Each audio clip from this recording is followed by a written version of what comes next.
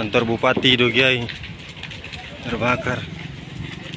Syederalun polisi belum mengungkap penyebab kebakaran kantor Bupati Dogiai, Provinsi Papua Tengah pada Sabtu 8 April 2023. Kepala Bidang Humas Polda Papua, Kombes Ignatius Beni Adi Prabowo menjelaskan, kejadian itu sekitar pukul 12:30 waktu Indonesia Timur.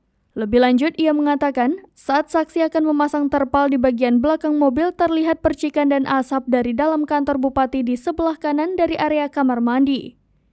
Di saat yang bersamaan, saksi 2H yang sedang berada di dalam kios dagang melihat asap tebal dari posisi sebelah kanan kantor Bupati Dogiai yang terbakar tersebut.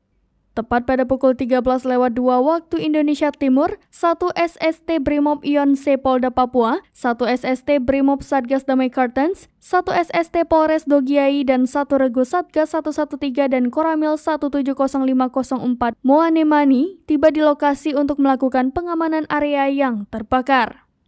Pukul 13:30 waktu Indonesia Timur, 1 unit truk tangki air tiba di lokasi untuk melakukan pemadaman sisa api.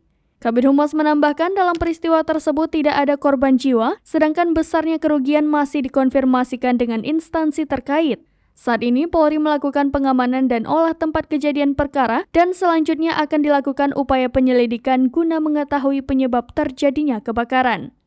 Diketahui bangunan yang terbakar merupakan guest house yang digunakan sebagai kantor sementara Bupati Dogiai milik Pemda Kabupaten Dogiai selama kantor Bupati masih dalam proses pembangunan.